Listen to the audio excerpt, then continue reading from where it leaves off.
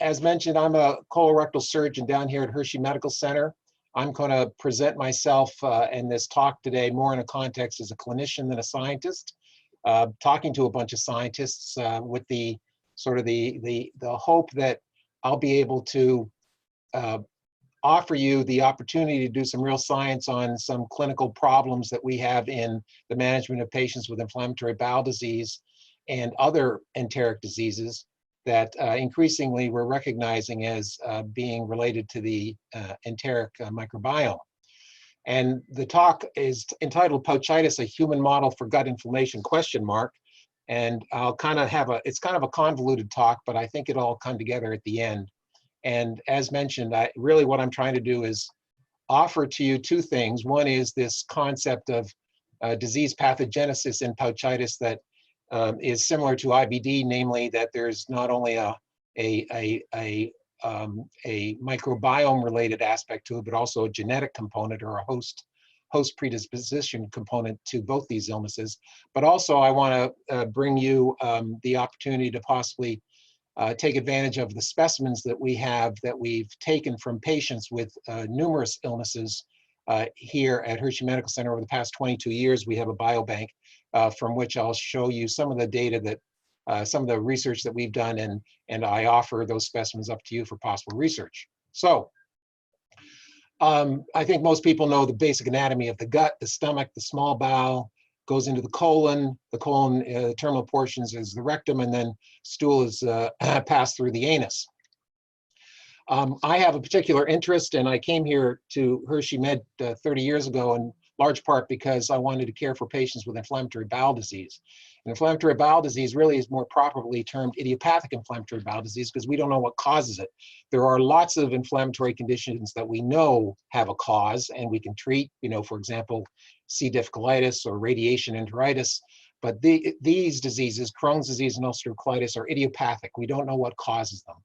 And we subclassify the IBD into two categories, Crohn's and ulcerative colitis, but in fact, it's probably not two diseases. It's probably a whole spectrum of diseases. And this may represent the extremes of the spectrum, but probably more, they're just 2 points on a continuum. But for the purposes of sort of clarity, Crohn's disease is a full thickness inflammation of the bowel. It can affect basically any part of the GI tract, but most predominantly the small and the large bowel. It's segmental in nature and tends to have skip areas. So one area can be diseased, the next area can be normal, then it's diseased again, then normal.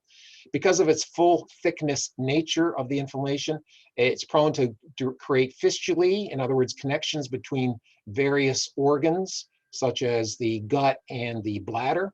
And it's prone to create strictures, which are really just fibrotic consequences of inflammation. Ulcerative colitis, on the other hand, is a mucosal inflammation, and it only affects the colon.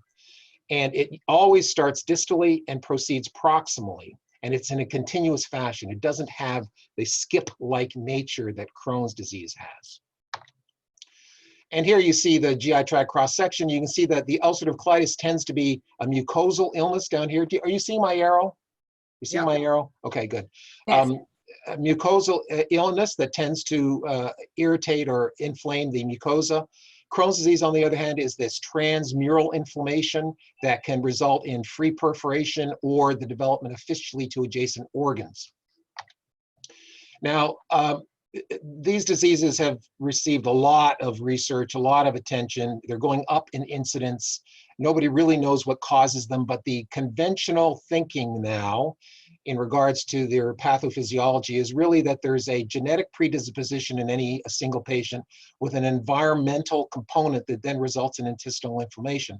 And generally speaking, there's lots of evidence for this. This disease tends to run in families, so there's clearly a genetic component. There's an environmental component because patients will have a healthy life up to the age of 50 or 60 and then suddenly come down with inflammatory bowel disease. So if it's a genetic disease, then why were they healthy for 50 or 60 years? There must be some stimulus in the environment that caused the disease to suddenly manifest itself in presumably a genetically predisposed individual. And there's lots of studies that have been done in large, twin databases and such. And most significantly, over the past 20 or 30 years, a lot of GWAS studies have been done. And there have been numerous SNPs and genes associated with inflammatory bowel disease. And here I've kind of classified them in a Venn diagram fashion between UC and CD, ulcerative colitis and Crohn's disease. And you can see that the large majority are common to both, but there are some that are only seen in Crohn's disease and only seen in ulcerative colitis. And this is obviously a pretty complex disease process if you're dealing with 150 plus genes, and again relates to that concept I said earlier that we're probably not dealing with just ulcerative colitis and Crohn's. We're probably dealing with a whole spectrum of diseases along this line of varying forms of inflammatory conditions in the gut, and 2 points along those lines are Crohn's disease and ulcerative colitis. And trying to make heads or tails of this kind of genetic association can sort of be done in that you can group many of these genes into categories. And the biggest category in all of them is immune-mediated genes. And clearly this is an inflammatory condition, so it's not surprising that immune-type genes are related to the disease process. But of some significant note and relevant to the early studies done in genetics with Crohn's disease especially, is that the first gene discovered to be associated with Crohn's disease was the NOD2 card15 gene you see here. And that gene is quite important in innate immunity, recognizing MDP, which is a muramal dipeptide, which is a bacterial wall cell component.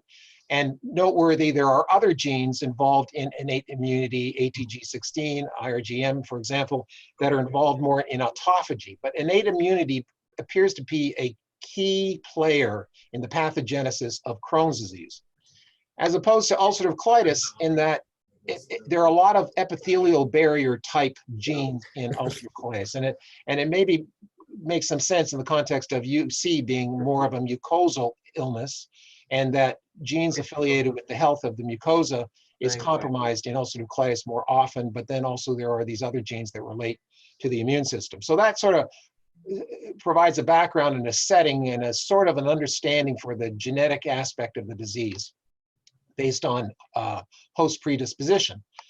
Now, this is a sort of a cartoon just to highlight that, this is the innate intestinal immunity system, and looks at the epithelium and the dendritic cell, and shows the MDP, or muramal dipeptide, binding with NOD2, playing a role in autophagy, stimulating NFK kappa B pathways to stimulate promoters and the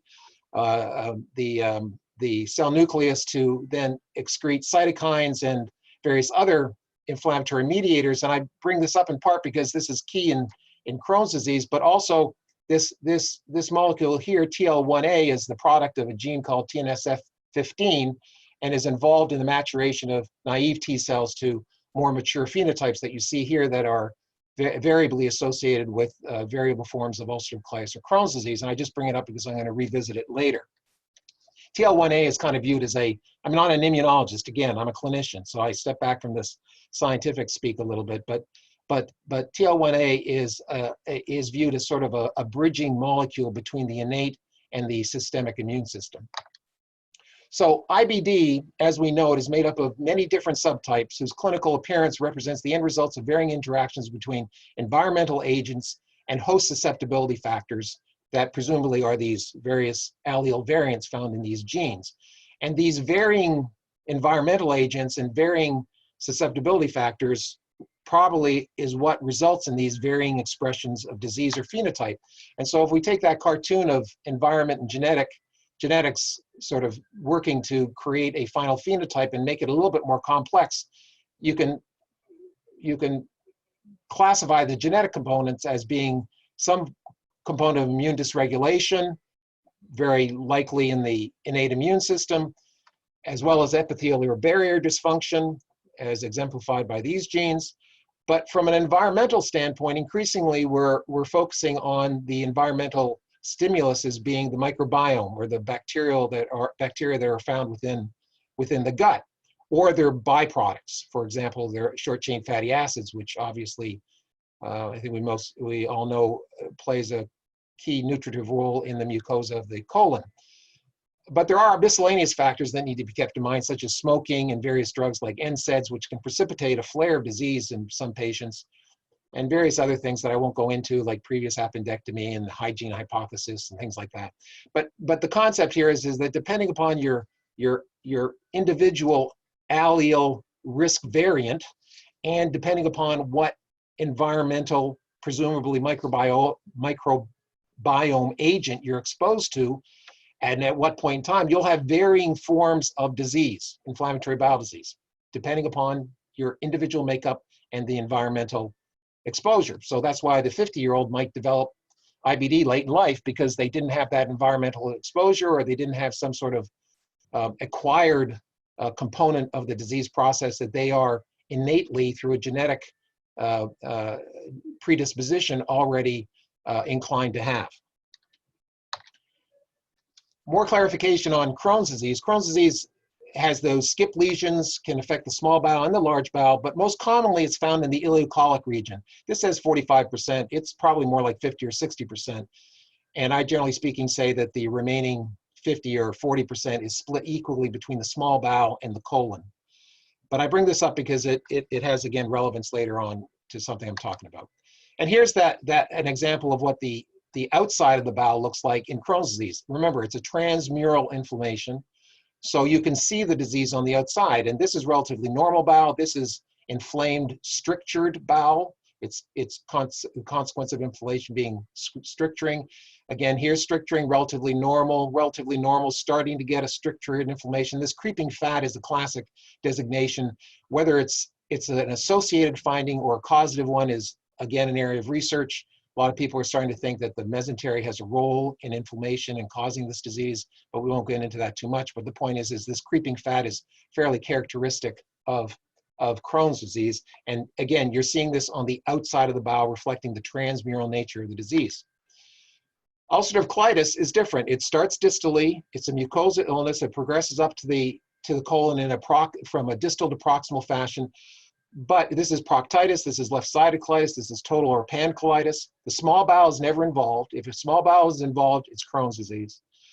But patients similarly here tend to have a distribution of disease. Most patients will have a characteristic phenotype. They'll either have left-sided disease, or they'll have pancolitis, or they'll have proctitis, but they tend not to change. Although when patients present in a toxic form with acute exacerbation, a left-sided colitis not infrequently will turn into a pancolitis. But again, there is this phenotypic difference within the subcategories of UC, similar to within the subcategories of CD.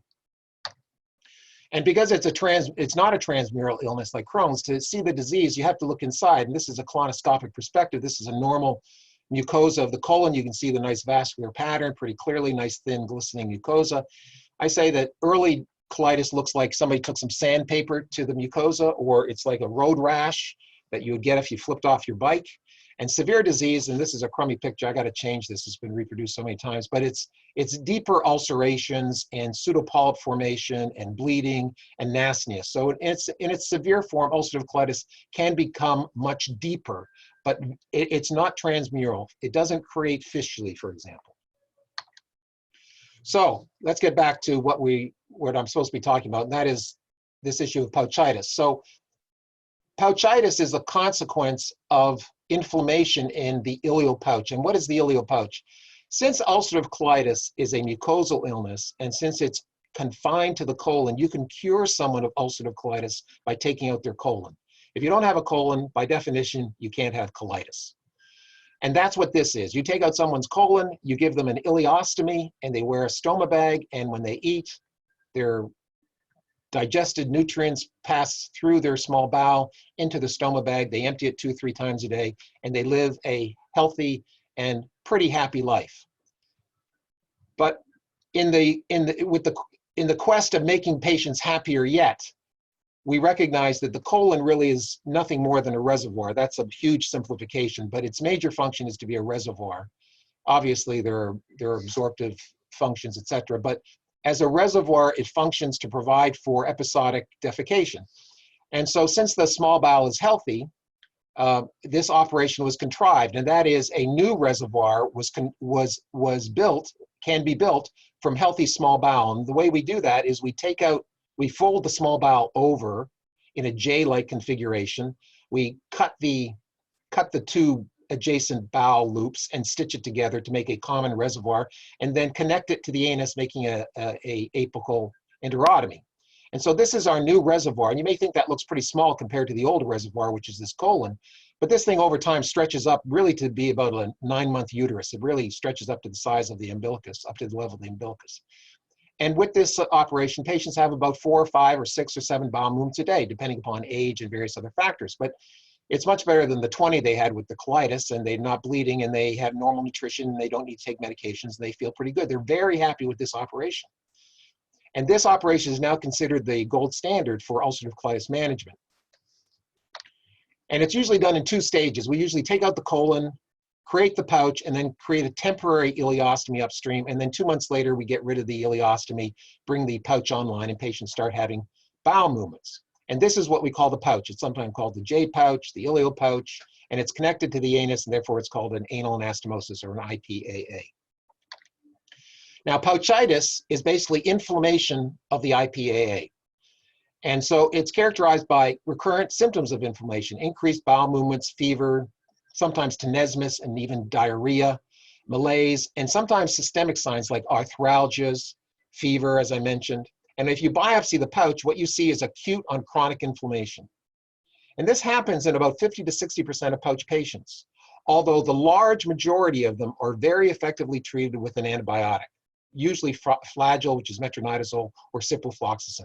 So 50 or 60% of these patients will get an episode of tenesmus, urgency, not feeling well. You'll give them some Flagyl or Cipro. The inflammation will calm down, and they'll go back to normal bowel function. A small proportion of those, 5 to 10 to 15%, will have a relapsing or a refractory course. They'll have to have antibiotics on a recurrent basis, or even have to stay on them perpetually.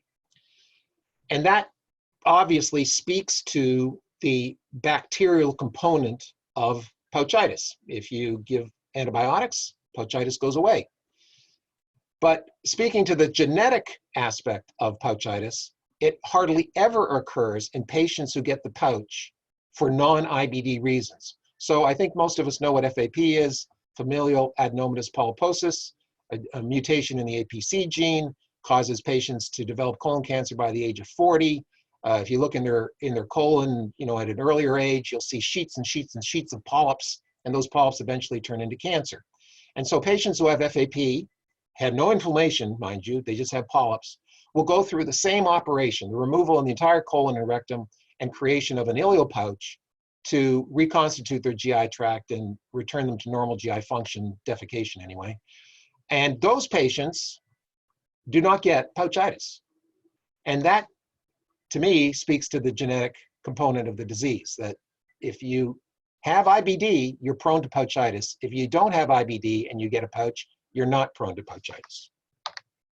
And this is what pouchitis looks like. These are better pictures because they're my own. This is a normal pouch, and you're looking in from below, and you can see this little line here. That represents the suture line that connected these 2 bowel loops together, the 2 halves here that were filleted open and stitched down. There's another one down here, but it's not seen as well. And that's pretty normal. It's pink, it's soft, it's compliant. There might be a little irritation here or there, it might be the scope. There's some mucus here, nothing remarkable. This is mild inflammation. You can see you can't see the folds anymore. It looks thickened. There's areas that are starting to ulcerate and get a little pseudomembrane formation. And this is severe. This is really bad pouchitis that now is starting to look like severe toxic ulcerative colitis, or even Crohn's disease, possibly. So this is a real problem in these patients who seemingly had only ulcerative colitis, and then we made a new reservoir out of small bowel, which should not be affected by the disease, but now is affected by the disease. And some say, I'm sorry, before I go down that path, there is a pouchitis disease activity index, and that's dependent, that is criteria that grade the severity of the disease clinically based on clinical phenomenon, meaning say number of stool frequency, rectal bleeding, fecal urgency, whether you have systemic signs such as fever, but then also endoscopic appearance, the granularity, the friability, and then also pathology. We don't frequently use this. When I say that, this is a common problem with many of the studies that look at pouchitis.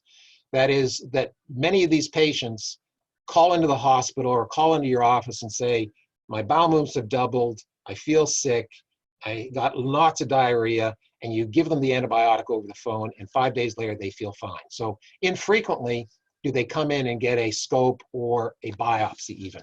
So most of these patients are treated empirically with relief, and a lot of the studies that look at pouchitis, unfortunately, have as a major defect the fact that they did not formally diagnose pouchitis using a proctoscope or a biopsy.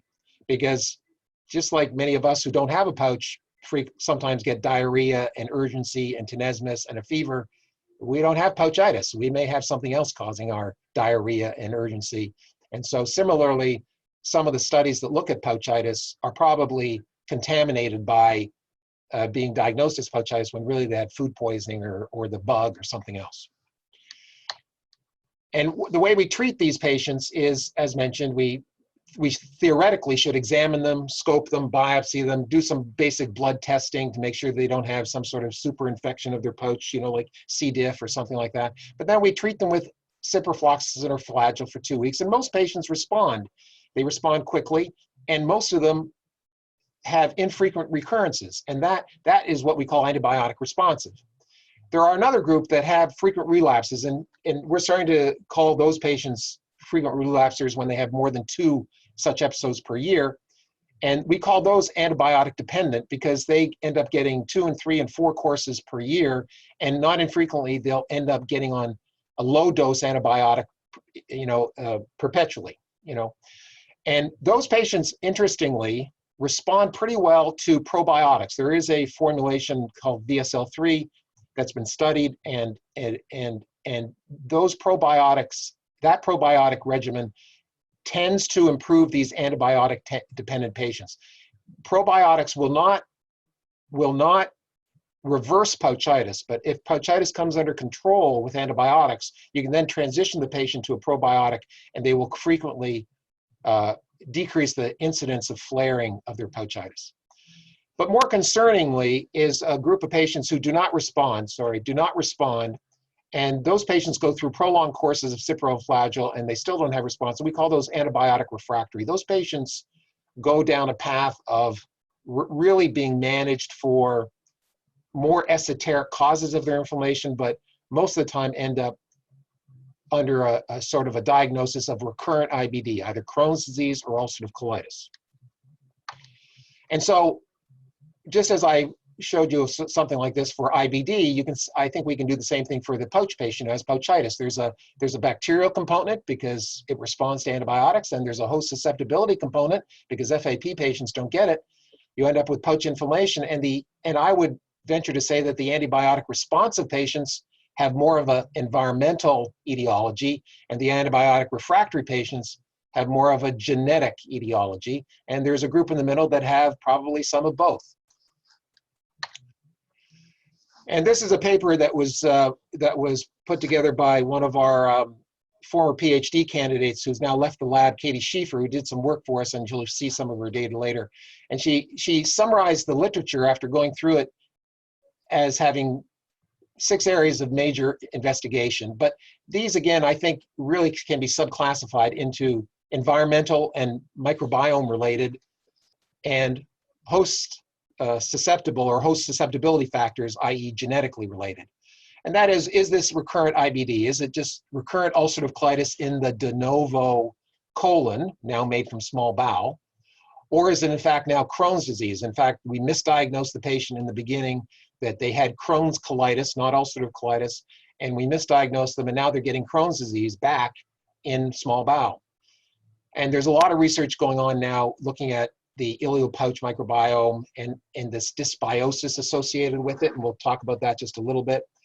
But the literature that looks at short-chain fatty acid deprivation, that really is microbiome related, right? And free oxygen radical injury, that's probably more microbiome related, and genetic predisposition is genetically related, and immune dysregulation is probably genetic related. So I still view these areas or categories of investigation that various investigators are pursuing under those 2 broad headings of microbiome versus host susceptibility through some sort of genetic predisposition. So the host component, which I'll go into a little bit, there's a lot of evidence accumulating that says there's a significant host component to the disease process. Cytokines associated with pouchitis are very similar in patients who have pouchitis and patients who have inflammatory bowel disease, ulcerative colitis and Crohn's disease. Elevations of IL-2 receptor and ICAMs and TNFs and such chemokines. There's lymphocytic infiltration as well as a polymorphonuclear infiltration, so there's a chronic component to it as well as an acute inflammatory component to it. And there are extraintestinal manifestations of the disease. So not infrequently, these patients will have preoperatively an association with extraintestinal manifestations such as primary sclerosing cholangitis or reflux ileitis. So even though their disease is in the colon, you see a little bit of inflammation in their ileum, and that's always gives surgeons a little bit of a hesitation as to whether the diagnosis is entirely correct. They tend to think that maybe there's a Crohn's component here. But when you have extraintestinal manifestations such as primary sclerosing cholangitis or rheumatoid arthritis, those patients, not rheumatoid, but arthritic syndromes associated with IBD, one always worries that the disease is a little different than typical ulcerative colitis. And then there is our own literature from our own lab, as well as other labs that are affiliating allele variants that have been previously associated with IBD to now be associated with pouchitis. And most notably, that's NOD2. Now keep in mind that NOD2 was the gene that was associated with Crohn's disease, not ulcerative colitis. NOD2 is very probably affiliated with pouchitis, which again makes you wonder if there was a misdiagnosis originally, or again, whether we're really caring for a UC patient that is further along that spectrum of disease towards a CD-type phenotype, but not so far over as to make us think they have CD before the operation. And finally, patients who are antibiotic resistant respond to the biologic therapies and the immunosuppressive therapies that we use in IBD, again, suggesting that there's this host component more so than a bacterial component. Now I'm going to digress and talk about our BioBank, because this was the basis for some of the research I'm going to mention, and this is where I offer our services or our tissues up for the use by other investigators. When I first came to Hershey, I was very interested in IBD. I was caring for a lot of IBD patients. My research and my clinical interest was IBD, and so we started collecting serum and blood from patients with inflammatory bowel disease with the hopes of creating a genetic biobank. And I was at the time studying inflammation in rats, and much like other models of inflammation, the criticism was, what does this have to do with IBD? I was creating graft versus host disease in my rats, and the criticism was always, well, what does this have to do with inflammatory bowel disease? We don't know what causes inflammatory bowel disease. So that was a criticism in nearly all models of intestinal inflammation. So at a point in time, I said, okay, let's study the patients. And so what we started doing was collecting biological specimens from the patients. That started with serum and DNA, and then it graduated into tissues. Since I'm a surgeon, I operate a lot of patients with IBD. We started collecting tissues.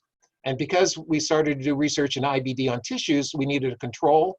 And what would be a control for IBD tissues? Well, you could imagine many. It would be nice to have normal, but we don't operate on a lot of normal people. So we started thinking about things like diverticulitis and other inflammatory conditions like C. diff colitis and things like that. So we started, the long and the short of it was, in 2007, we started collecting tissues from everybody who went to the operating room, no matter their diagnosis. And serum and DNA was harvested from everyone as well. And now we have over 4,500 patients in our biobank overall, and over 1,500 of those patients have tissue specimens, because as I mentioned, we really only started collecting tissue in 2007. And there's obviously a lot of advantages to a biobank. Again, you're studying the actual disease and not animal or cell models. Some animal and cell models are excellent, but nearly all the ones in IBD are contrived and don't necessarily relate to what causes the disease in the beginning, because we're not entirely sure what causes the disease. The real advantage of biobank is being able to share specimens and to grow your specimen bank over time, so improving your ability to do really powerful research. It also promotes collaborations. I think Greg Yoakum basically runs things in the biobank and in our lab now, and he's a basic scientist, and he and I get together and we we cross-fertilize each other's ideas and thoughts all the time, and that's really the exciting part of the research enterprise as far as I'm concerned. Interestingly, what we found is that we're having more and more patients recruited from the same families over time. We very, very quickly segregate our patients by family versus sporadic, because there are a lot of family members with disease. And we try to collect family members with the disease and non-diseased family members. So over time, we've now had one generation of patients recruited turn into two, turn into three.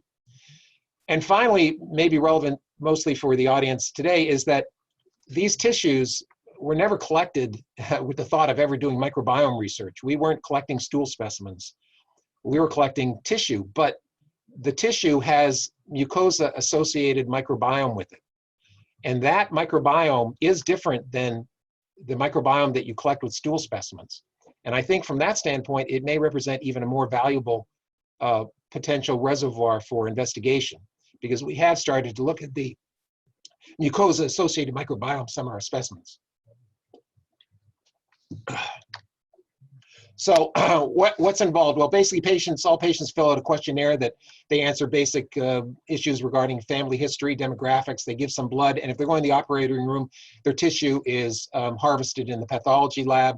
You see the wide spectrum of diagnoses: Crohn's, IBD, ulcerative colitis, colon cancer, rectal cancer, diverticular disease. We're getting much more interested in diverticular disease. It turns out that diverticular disease has a very similar pathogenesis as IBD. In other words, there's a genetic component as well as an environmental component that's probably related to the microbiome.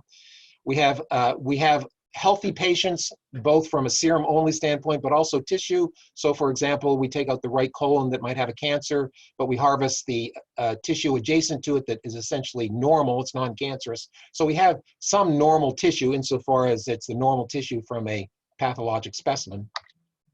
And here's sort of a map of how our system's set up. This is Sue Dialing, this is Len Harris. She basically is the BioBank, the database manager, and Len Harris manages all the specimen harvesting and preparation. Patients are recruited by a recruiter. They sign a consent.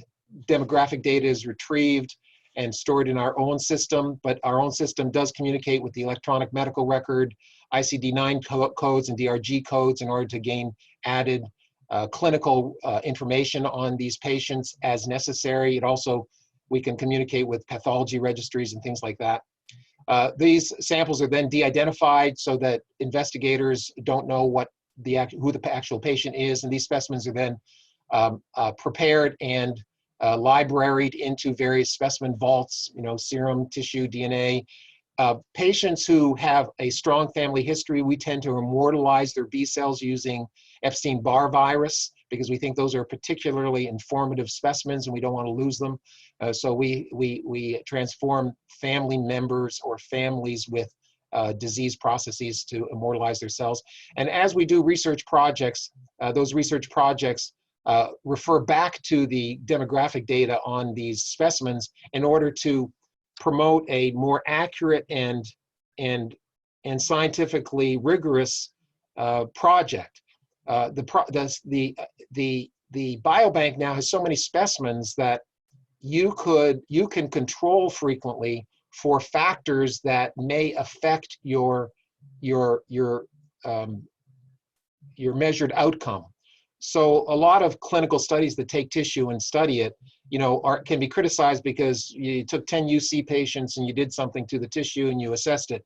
Well, those UC patients are highly variable. They're different age. Some smoke, some don't. Some have had disease for 1 year. Some have had disease for 20 years.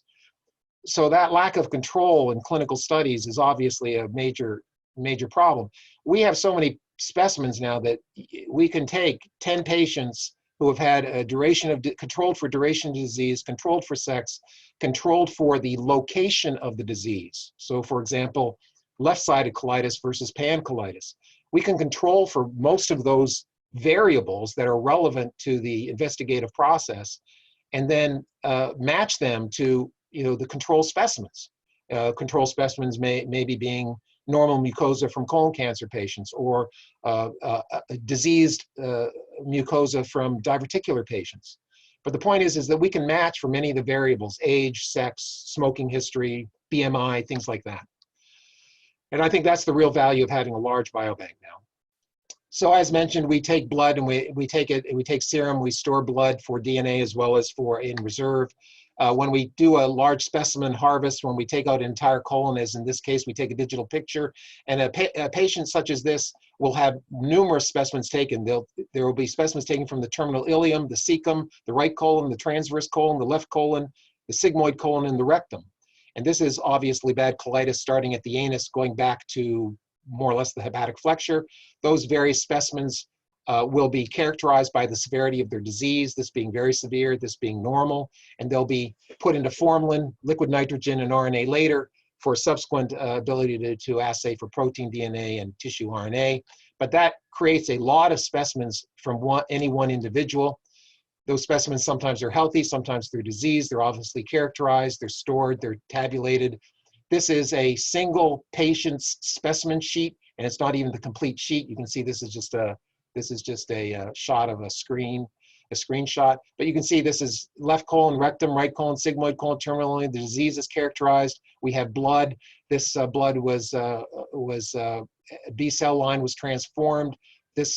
We have 6 vials of tissue stock, RNA later, formalin, OCT, etc. And where these stocks are stored in which tanks is documented so that we can retrieve those specimens and document if anything goes wrong, such as contamination. We know who processed them, etc. Similarly, the database at large can be searched. This is a screenshot of patients with diverticular disease that are surgically and medically controlled, and where the disease is, what segment of bowels resected, the date of disease onset, the duration of disease, the age of the patient, etc. And so you can match specimens in a fashion that allows for, I think, a better scientific protocol for whatever it is you're investigating. And here's sort of a subset. This is only a subset of 3,700 of our patients. We've got over 4,500 now, but we've got 1,390 Crohn's patients. 892 of them are sporadic, 498 of them are familial, and 526 we have tissue. Similarly, we have UC patients, 920, 289 with tissue, 665 are sporadic. And you can see this is just a short summary of some of the specimens and diagnoses we have. We have FAP patients, we have HNPCC, we have polyps, and we have patients with cancer, a large number of patients with cancer. Many of them have the cancer specimens themselves, but those are a little more tricky because pathologists don't want to give us cancer specimens or the actual cancer specimen, but most of the time we do get a sliver. And getting back to the pouch, we have a lot of patients who have gone through the pouch. We have 300 patients, over 300, who have gone through the pouch, and we have tissue from those patients. And we've characterized a subset of those patients, and I think characterized them in order to maximize the possibility of finding a scientific outcome. And what I mean by that is these pristine patients have never had pouchitis. We have 34 patients who have never gotten antibiotics, never had a pouch biopsy that showed inflammation, never had pouchitis. We have 33 patients who have severe pouchitis, very severe pouchitis. And that means more than 4 episodes per year for 2 years and on continuous antibiotics or continuous biologics. And then finally, we have a group of patients who have CD-like phenomenon, and CD-like phenomenon is another bugaboo of this operation. I have a colleague who says there's nothing like bringing out Crohn's disease in a patient, in an ulcerative colitis patient, like giving them a pouch. So if you want to see Crohn's disease occur in a patient, just give them a pouch, because these patients will develop pouchitis 50% of the time, but about 5 to 10% of them will develop Crohn's-like manifestations. And Crohn's-like manifestations are like this. These are contrast studies. This is a CT scan of a Crohn's patient. This is the cecum over here. This is the small bowel, and you see this thickened stenotic terminal ileum, and this is where I showed you before, the most common site that patients with Crohn's disease will develop disease. So they have this inlet to their cecum, to their reservoir, that's strictured and contracted and inflamed. Well, we see the same phenomenon in patients with pouchitis. We get inlet stricturing and inflammation to the new reservoir, and this is this a de novo form of Crohn's disease analogous to ileocolic disease in Crohn's patients? I think this kind of human experimental model lends itself to some very interesting potential research in the context of this being, you know, a de novo model for possibly Crohn's disease or inflammatory bowel disease, and how it relates to the microbiome, because a lot of people talk about this being the area of disease predisposition in Crohn's because of the reflux of bacteria from the colon into the terminal ileum in some fashion, predisposing the Peyer's patches and the inflammatory equipment in this area to cause disease most commonly here. Is the same thing taking place in a pouch to inlet ileum in a patient with a pouch? I don't know, but this is one of the common, not the common, this is one of the uncommon complications after a pouch, as is a fistula. I mentioned before that Crohn's patients can develop fistulae, while patients with the ileal pouch can also develop fistulae, and they can be rectal vaginal fistulae or pouch anal fistulae. When that happens after a pouch operation, we almost uniformly think that the patient has Crohn's disease, unless, of course, it was related to some surgical complication at the time of surgery where you may have, you know, had an infection or some sort. But patients who develop such fistulae over 6 months after their operation are felt to be developing Crohn's-like complications. This obviously is a very, very morbid consequence. So here's some early work that we did on the pouch, and I'll just sort of get through it quickly. This is from about 10 years ago. We were trying to look at pouchitis and these Crohn's-like phenomenon, and because they had such a consequence for the patient, we were trying to see if we could correlate and possibly predict the development of such complications by looking at genetic SNPs or alleles. And we basically looked at the SNPs at that time, 80 SNPs at that time, that were known to be affiliated with inflammatory bowel disease. And we tried to correlate them with pouchitis and or Crohn's-like complications.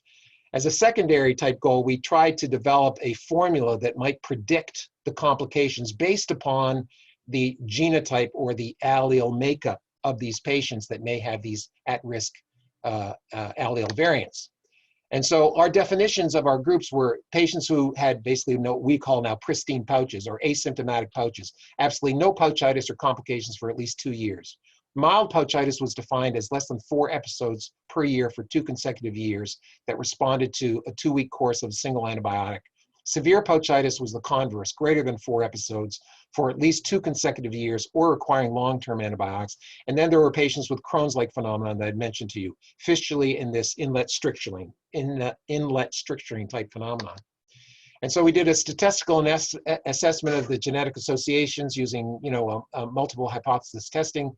And then the top 2 SNPs in each category of severe pouchitis and Crohn's-like phenomenon were used to create a model of sorts to predict possible development of these complications. And we had, as you see here, asymptomatic 63 patients, 41 patients had mild pouchitis, 12 had severe pouchitis, and 26 had Crohn's-like manifestations. And we basically found these top genes, SNPs, affiliated with these complications. And NOD2 was the one that was by far the most highly significant associated with the disease, severe pouchitis. But even mild pouchitis seemed to be associated with a SNP and a gene that is affiliated with the innate immune system, namely ATG16L1. The Crohn's-like complications were affiliated with 10q21, which is a huge gene desert that is a big black box right now. But these other genes are affiliated with immune regulation as well as prostaglandin type mechanisms. And here, the second gene affiliated with the severe pouchitis was TNF-SF15, which is the gene that produces that codes for the TL1A protein on the surface of naive T cells that then assists in maturation of T cells. So that's why I bring that up now. And if you look at these various genes that were affiliated, you can see that most of them fall on the Crohn's disease side of this Venn diagram.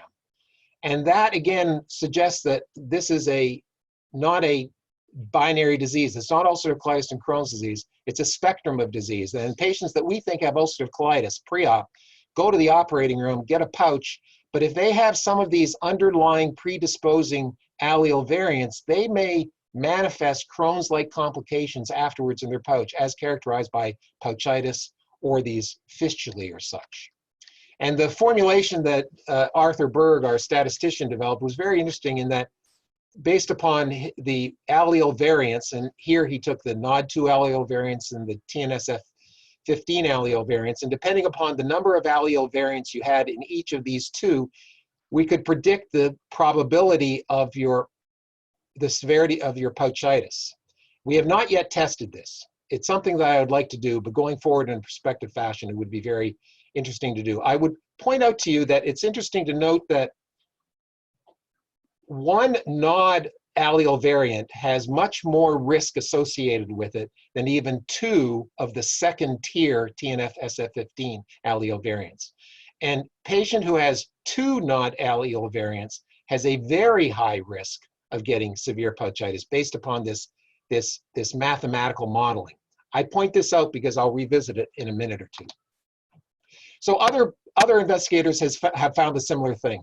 Some of these references are our own papers, but we also sent specimens up to Canada and were part of this study. And the Canadian group, similar to us, found NOD2 allele variants as being a significant risk factor for pouchitis, but also IL-1 receptor, as well as TNSF15 and toll-like receptors were also found to be associated in other studies in other countries with pouchitis. And again, all of these are basically mechanisms at the level of the mucosa that protect the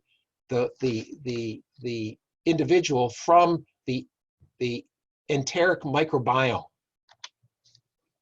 Now, Katie Schieffer went on and did this very interesting study that I think, to me, is profound. I don't think a lot of other people think that, but to me, it's profound.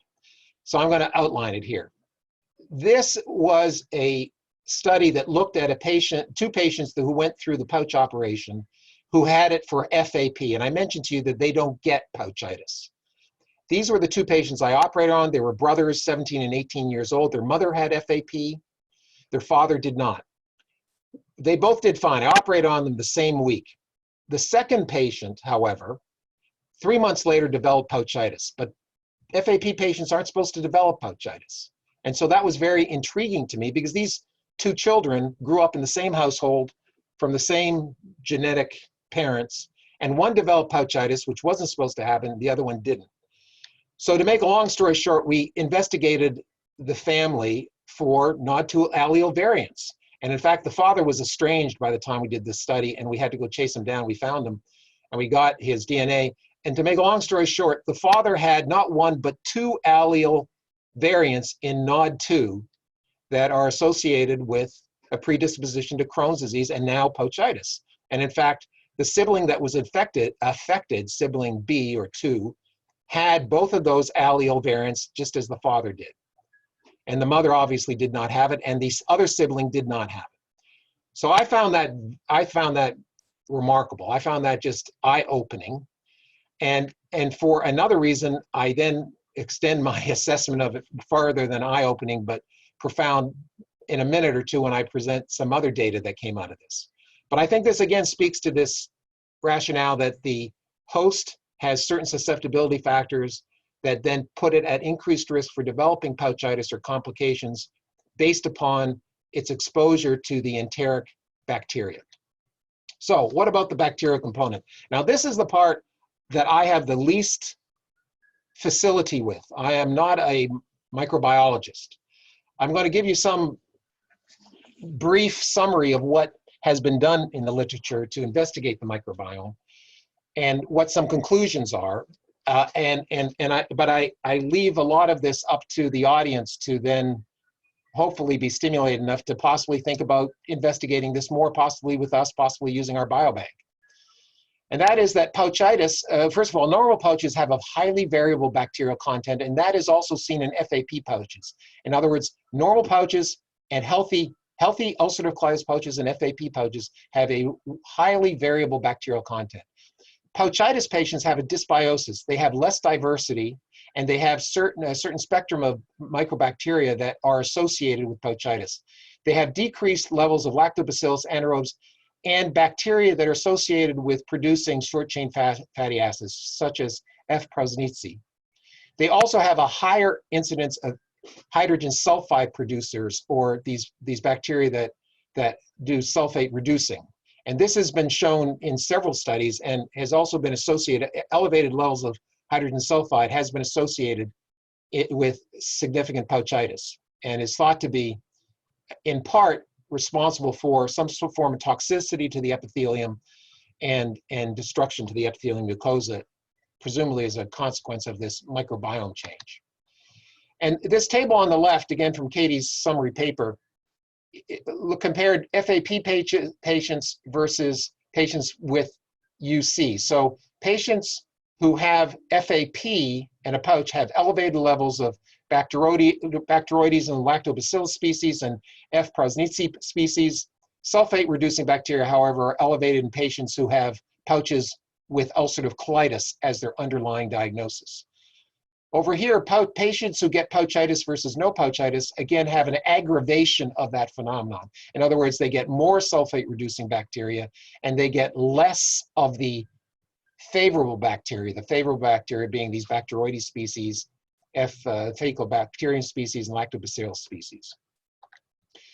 And this is a study that came out recently looking at microbiome diversity, and basically this is chronic pouchitis, this is Crohn's-like pouchitis, this is acute inflammation pouchitis, this is normal pouches, this is FAP pouches, and I don't know how you figure the Shannon diversity. I assume people in the audience know it reflects diversity of the microbiome, and you can see that patients with chronic difficult pouchitis or Crohn's-like complications have less diversity versus the patients who have normal pouches or FAP pouches. That diversity discrepancy is aggravated when you give antibiotics, as you would expect. This is an antibiotic group. This is antibiotic negative group. What I don't understand in that context is why do pouchitis patients then do better when you give them antibiotics if their diversity goes down and diversity is associated with an improved pouch function? And here you see that as the antibiotics wear off, the days since the last antibiotics, diversity once again increases.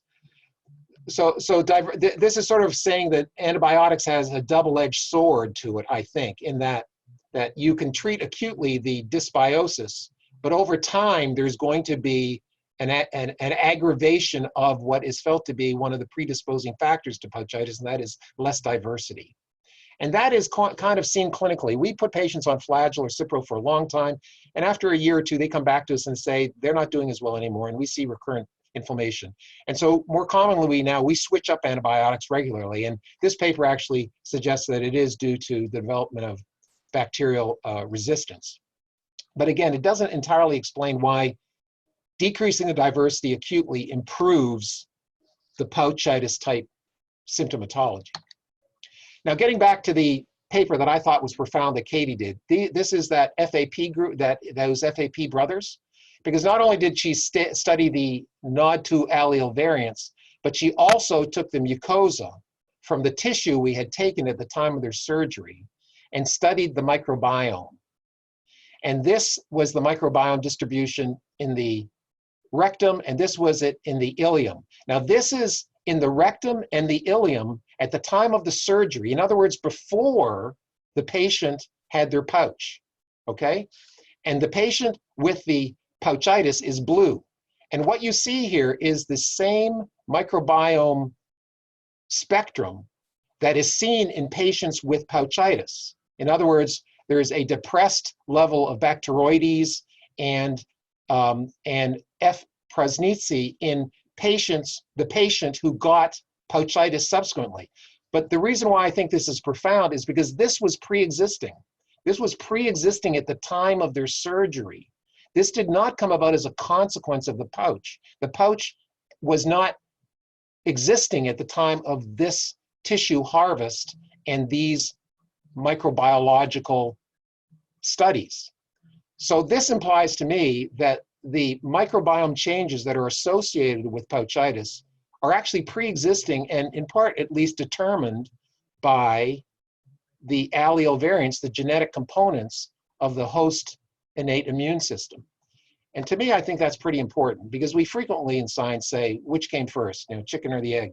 And I think this kind of answers that to a certain degree. Obviously, it's just a case report of sorts, but I think it provides a little insight into possibly the pathogenesis of intestinal inflammation from the standpoint of innate immune mechanisms.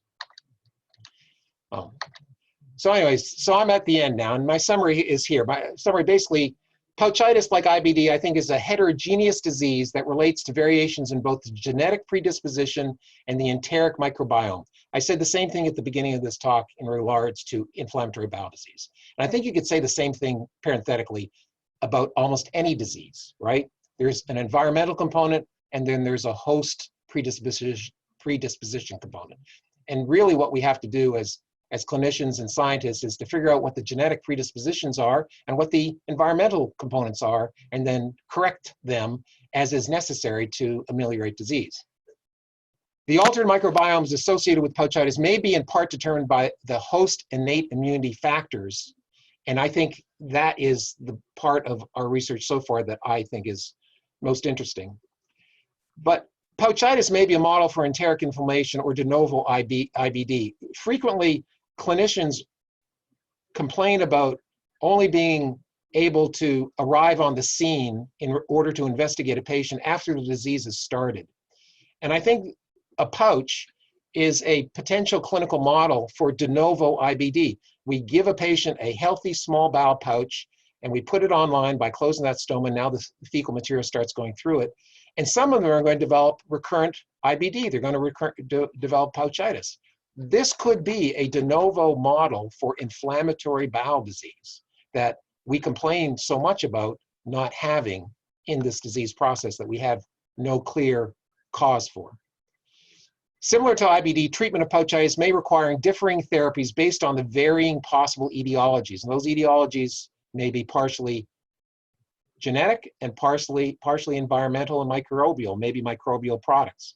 But the treatment will be variably successful based upon the degree to which that consequence of inflammation has come about by the superposition of those two factors. And then finally, idiopathic intestinal human disease may be best studied using matched specimens from large biobanks, which is what I sort of touched on, and I volunteer in regards to anyone who's interested in taking advantage of the biospecimens that we have at Hershey Medical Center. And I'm done.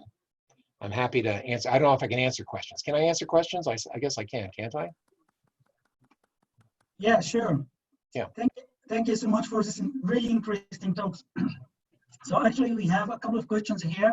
So Erica asks, for diversity and pouches, could be overgrowth of specific bacteria, meaning when you get rid of them, diversity goes down, but also disease. So you're breaking up. You're breaking up. Oh, sorry. So wait, hold on a second. Let me just try to escape. Were these in the chat? Yes. They are in the chat. Yeah, let me try to find that chat button. Where's that chat button? Beside share screen. Yeah, except it isn't coming up at the bottom of my thing. Hold on, maybe I need to click on this.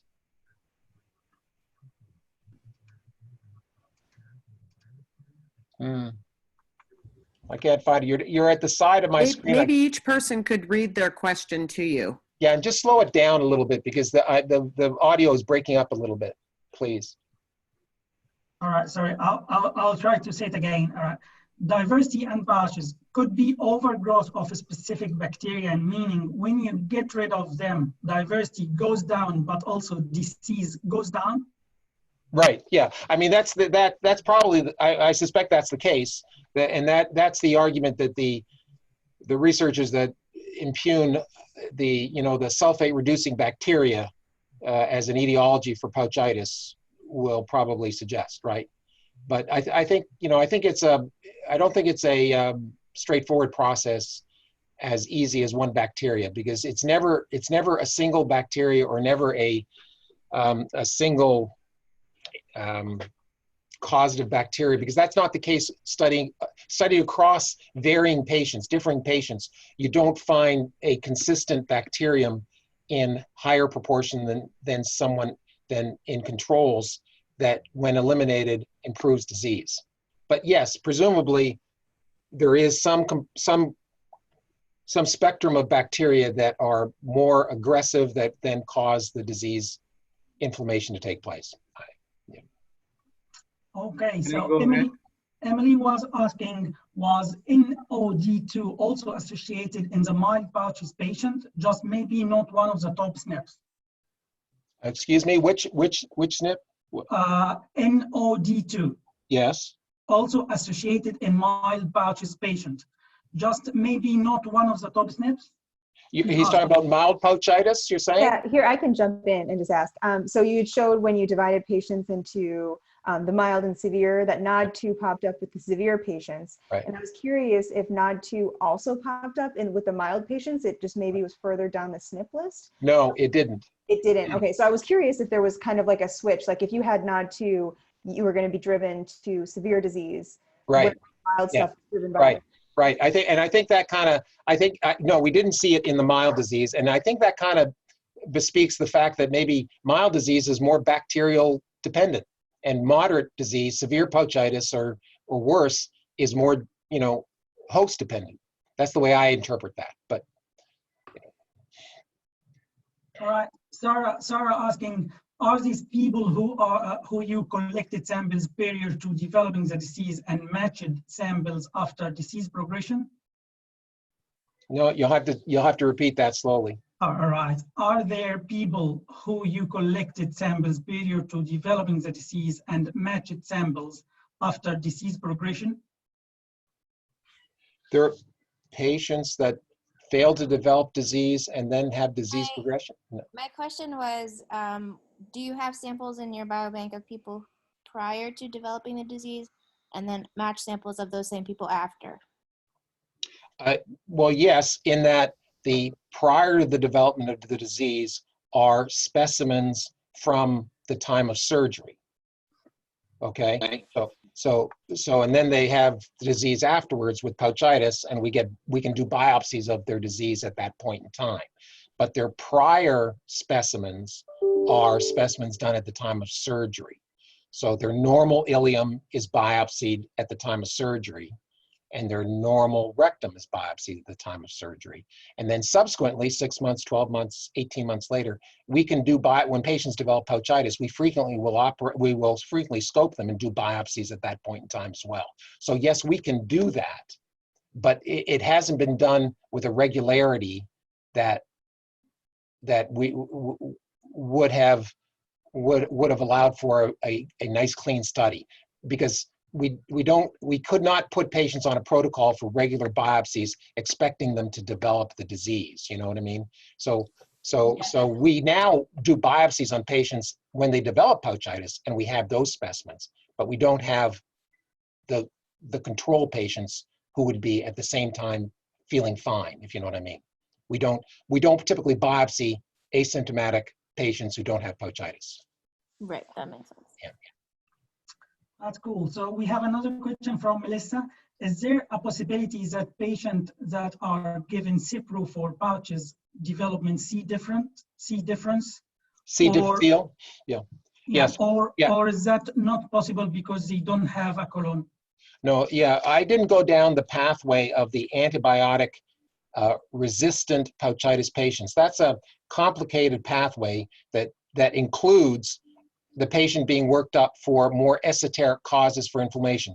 You can get C. diff in patients with pouchitis. So pouchitis patients, when they have intractable disease, we do culture them for C. diff, and there are other enteric infections that could take place, and there are other treatments that can be administered.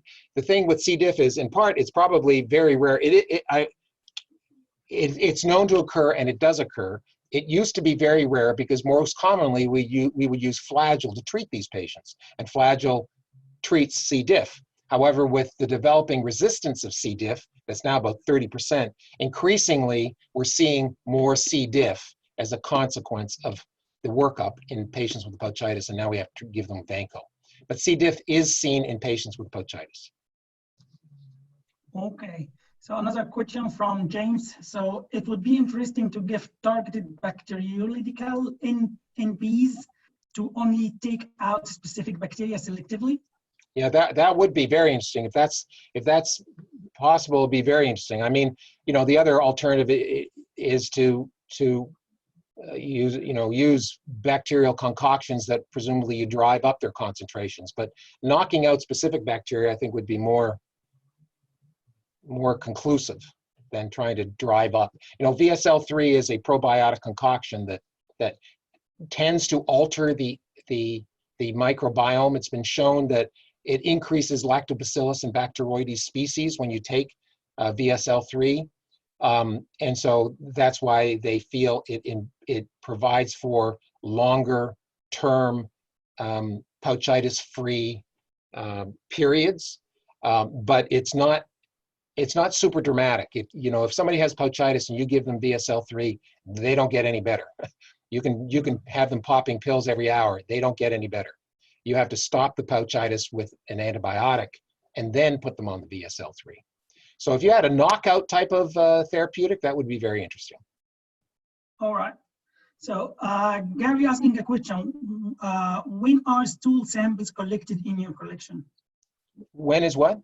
When are stool samples collected in your collection? Yeah, we don't collect stool samples. That's the long and short of it. We had stool samples because one of my colleagues here who left the institution was very interested in C. diff. And so we were collecting stool for him, and he was collecting it himself. And we had about 80 or 100, maybe more, stool specimens that were for C. diff. But we don't collect free stool specimens. All right. Yeah. Yeah. That makes sense. Cool. Kadim asking, is there any information on dietary differences between patients or certain diet associated with disease? Diets? Yeah, no, I don't have any data on that. Okay. Another question from Erica. So she said, could retroperistales seed the small intestine and replicate the disease once the pouch is formed? I didn't get Erica? If Erica's there, man, she reads it, because I think everyone else reading it, it's pretty clear. I think you have a faulty speaker or something. So my question was, could retroperistalsis be seeding the small intestine? And then once you create the pouch, those problematic bacteria are already there. And then when you have the pouch, you make it because you want that to be a collection and let the contents, the gastric contents, sit there for a longer time. That would give that bacteria more time than normally in the small intestine to make their metabolic reactions that could then be associated with increased inflammation. Yeah, I didn't go into it very much because I couldn't go into everything. But yes, what happens to the small bowel over time, the pouch itself, is that it starts to look more and more like colon over the years. So you lose the villi. It only has crypts after a year. There's no villi, the crypts are flattened. And if you take a biopsy of a pouch that's maybe 1 or 2 years old and send it to a pathologist and don't tell them what it's from, they'll say it's colon. And there are changes in the mucin, the sialomucins, that are more colon-like than small bowel-like. So there is a metamorphosis of the small bowel into more of a colon-type phenotype. And because it is a reservoir, bacteria grow in it now. And so you kind of are recreating the same milieu that you had before that had colitis. And that's why some people think that really the physiology is just recurrent ulcerative colitis. But yes, the reflux back into the more proximal small bowel loop that's feeding the pouch clearly occurs. There's no valve there. And we have an ileocolic valve, but most patients who have an intact GI system, GI tract, have a dysfunctional or non-patent, or not, I shouldn't say non-patent, it has a freely refluxing ileocolic valve. So there is bacterial reflux from the cecum into the terminal ileum, and that's seen commonly. So it's not clear the degree, how much of the disease you see in Crohn's disease is due to that, whether it's bacterial related or immunologically related, and the degree to which you get reflux in the, I can tell you that with an ileal pouch, you get free reflux into the small bowel. I mean, it goes back into the small bowel. If you don't evacuate your small bowel, if you don't evacuate your pouch on a regular basis, your whole small bowel will dilate up. So there clearly is bacteria in the more distal portions of the small bowel connecting to the pouch, because there's no valve, there's nothing holding the bacteria back. No, this is really interesting work. Thank you so much. You're welcome. Thank I you just so want to much. take the time to thank Walter for continuing with the plan to present his work. He was supposed to come up to UP, but clearly that wasn't going to happen this week or even next week. And so I want to thank you, Walter. It really a heroic effort on your part to learn how to present in through Zoom, and we hope that this will be useful to you in the future. I think you'll have plenty of opportunities in the next couple of months to do that. Yep. Yeah, just thank you so much for doing this. You know, I think we're all going to find that while we're doing our science, we're going to be distracted from the current events. We're going to feel resilient and happy about what's going, you know, about the work. And so I encourage you all to find ways to remain resilient over the coming months. And, you know, I personally am looking at the other side of this horizon. I know we're going to have to deal with some things that we can't even imagine at this point, but I just encourage you to be resilient. Next week, there's going to be another seminar. And so, you know, I hope you'll all turn in. We can use this as our science therapy, if you will. So Okay. everyone Thank you very take much, care of President. yourselves. All right. Thank you. I'm logging off. Thank you very much, though. Okay. Everybody take care of yourselves. Be well. Bye-bye.